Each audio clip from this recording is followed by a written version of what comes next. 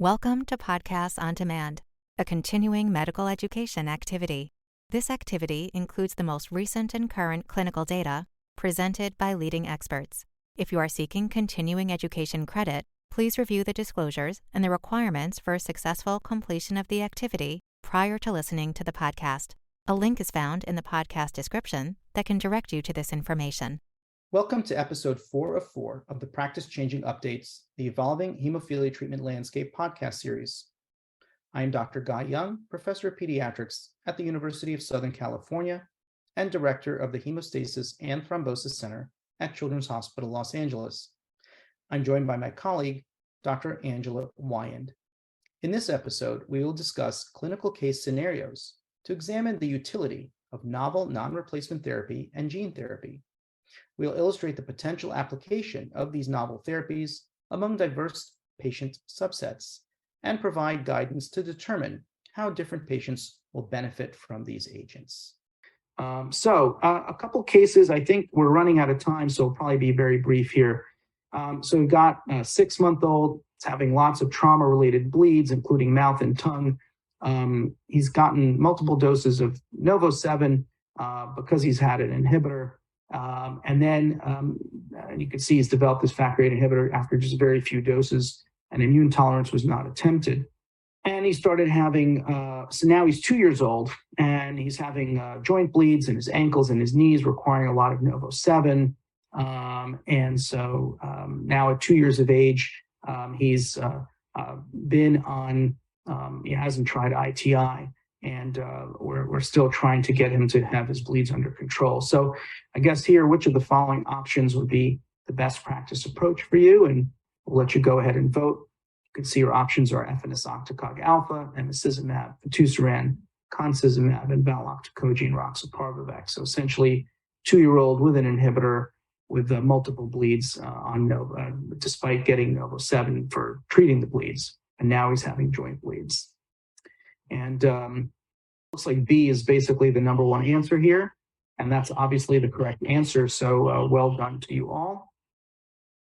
And then now moving along here, this patient is now, as he actually started fitusiran prophylaxis. Now that was on a clinical trial, obviously, and he's done well with that. Let's get to the next case. I think that's more valuable. So we have a 13-year-old boy. He's got 3 target joints, knees, 2 elbows, and a knee. He's been wheelchair bound at times. He has an ABR of about 20 over the past several years. Now, he has an allergic reaction to factor VIII, and for that reason, we've had to rely on factor VIIa to treat him. And on occasion, he was provided factor VIIa for bleed prevention, but it wasn't really working very well. So what would be the best practice option for this 13-year-old boy with severe hemophilia A, noting he has an allergy to factor VIII, he's bleeding a lot, Novo-7 is controlling the bleeds, but he doesn't have a good prophylaxis option. So let's go ahead and vote. Your options are efanesoctocog alpha, emicizumab, fitusiran, concizumab, and valoctocogene roxaparvovec. Yeah, certainly emicizumab would be an excellent option. I think here, depending on what's available, emicizumab or fitusiran or concizumab, of course, he has this allergic reaction, so efanesoctocog wouldn't be an option. He's too young for gene therapy. So any of those 3, and of course, the one that's available now is emicizumab. So in this case, yes, emicizumab would have been the best option. Turned out that because he's in my center, he gets options for clinical trials. And, this family was interested in clinical trials, so he was started on concizumab. He's actually done really well. He's out of the wheelchair. He's not bleeding. And so he's done as well as what you saw in the Explore-8 trial with his bleed rate going down very low. And then finally, a 40-year-old man, so it's an adult. He manages his prophylaxis well without many missed bleeds, but he still has 4 to 6 joint bleeds per year. He really wants to minimize these bleeds. He switched to an extended half-life factor VIII at relatively high doses, but he's still having some bleeds. You can see his background is he's had moderate hemophilic arthropathy. So back to the polling question, again, with the same options you had in the previous question, what would be a best practice approach for this patient? Again, the options are efanesoctocog alpha, emicizumab, fitusiran, concizumab, or valoctocogene, roxaparvovec. I think those are good options. I think, again, really almost any of these options could be considered for this patient, but I think in an adult patient who's really looking to really get bleeds under control, perhaps even improve quality of life, he was offered gene therapy in a trial and he ended up on valoctocogene, roxaparvovec. So in the near future, as we get to the teaching point here, there'll be multiple new therapeutic options for persons with hemophilia A. And treatment decisions are going to be more complicated, right? When you have more options, it's more complicated. I use the analogy of, if you're going to go to a Subway, well, you don't have too many choices. You're going to pick a sub and put whatever meat you want in there. But if you go with a group of people to a restaurant that has, I won't advertise any, but that has multiple menu options, it can be more complicated. Do I want the fish or the steak, or last night I had pasta, maybe I want something else. So yeah, as the menu gets bigger, the decisions are going to get bigger. And the key point here is to follow a shared decision-making approach. You see one of them there, which is the SHARE acronym: seek your patient's participation, help your patient explore and compare treatment options, assess your patient's values and preferences, and then reach a decision. And after you reach a decision, of course, you have to evaluate the response to the decision and then move forward from there. And don't be afraid to give one therapy and then switch to another. The caveat there is, of course, gene therapy cannot be undone. So once you have the gene therapy, it's there. But again, if a patient does lose their response, they can go back on prophylaxis. So I think with that whirlwind there and trying to finish more or less on time here, I will stop, and we're happy to take some of your questions for me or Angela. Which other clinical trials are underway for emicizumab and efanesoctocog? Yeah, so you probably know a little better than I do. I know there are a number of investigator-initiated studies for emicizumab, like in von Willebrand's disease and looking at sports participation.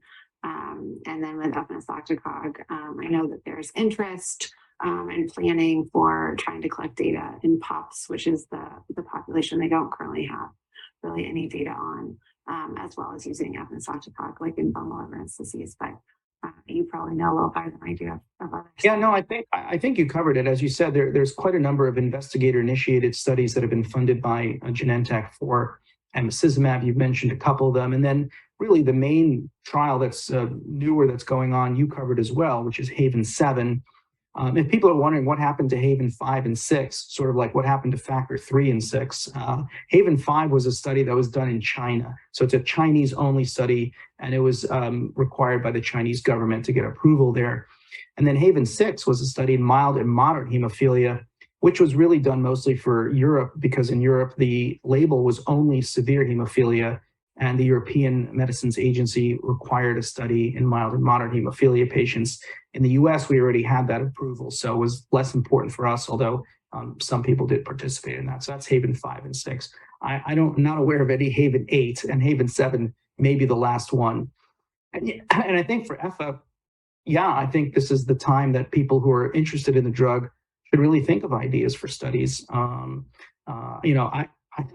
think the most obvious example, although it would be challenging, would be emicizumab versus efanesoctocog alpha, and looking at various, not just, bleeding is going to be low for both, but looking at some other aspects, whether it's quality of life, whether it's activity, sports participation. It probably needs to be something like that done, because we don't have that head-to-head, two different mechanisms of action, kind of two different ways that the drugs, their pharmacokinetics work. EFA still does have peaks and troughs, although the trough is quite blunted, as you showed.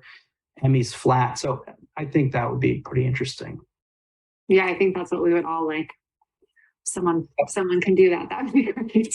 Yeah. It would be a challenging study to do, no doubt, but I think that would be interesting. Last question here is, can any of the new rebalancing agents be used in combination with other agents?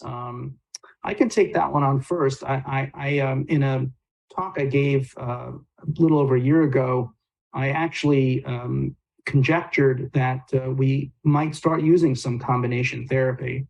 And at the basis, why do we use combination therapy in other diseases? Well, the reason, those of us who I don't really do oncology anymore, but most of us on here have done oncology at some point or still do it.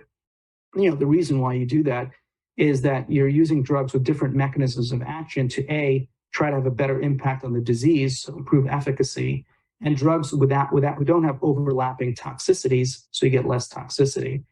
I think in hemophilia A, we are going to start to see some of that. And in fact, I would argue that we are seeing it in some patients who have received gene therapy. So some patients on valoctocogene roxaparvovec, their factor levels are not undetectable. They're still detectable, and yet they've had bleeding, so they've started back on some sort of product. So they're kind of on some sort of combination therapy. But if the question is really about, can you use emicizumab and fitusiran together to improve the efficacy? That's something that we're actually looking at, in my lab to try to understand, what is the impacts of these two together in vitro. I absolutely, first of all, fitusiran is not available. Even when it becomes available, you absolutely should not combine the two. Let me make that crystal clear. Don't combine the two unless you're doing a clinical trial. But yeah, I think that we may get to a point where, if we're not getting the full satisfactory response, we may use them in some sort of combination, maybe less often, maybe at lower doses. So I think there's a lot to learn about that, and it'll be interesting to see how that transpires. But I think the main message is they have not been studied in combination. They're not going to be studied for the nearest future in combination. And when they're available, I would not advise doing that outside of a clinical trial.